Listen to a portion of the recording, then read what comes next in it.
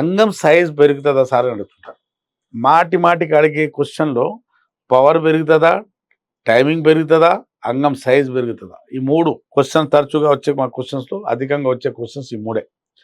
ఇప్పుడు సైజు ఇప్పుడు మనం పుట్టుకతో మనకు ఇప్పుడు నా ముక్కు ఉందనుకోండి, ఇది పెరుగుతదా?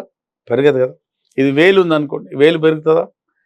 ఇప్పుడు నేను 58 ఇయర్స్, నాకు హైట్ పెరుగుతదా? పెరగదు.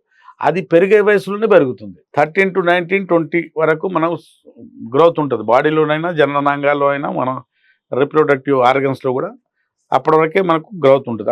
తర్వాత గ్రోత్ ఉండదు. హస్తప్రయోగం వల్ల బాగా హస్తప్రయోగం చేసుకోవటం వల్ల పెద్దగా ఉన్న సైజు, అంగం సైజు 6 ఇంచులు ఉన్న అంగం సైజు 4 ఇంచులు అయిందనుకోండి, దాన్ని పెంచుకోవచ్చు.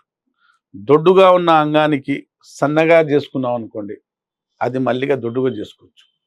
అలాగే చక్కగా స్ట్రెయిట్‌గా ఉన్న అంగానికి ఇలా వంకర చేసుకున్నాం అనుకోండి, పైరోని డిసీజ్ వచ్చేస్తుంది కొన్ని సందర్భాల్లో. ఇలా వంకర అయిపోయినా, పైకైనా కిందికైనా, లేదంటే సన్నగా అయిపోయినా, రూట్ ఆఫ్ ది పెన్నిస్ సన్నగా అయిపోయినా దాన్ని మళ్ళీ సరిగ్గా చేసుకోవచ్చండి.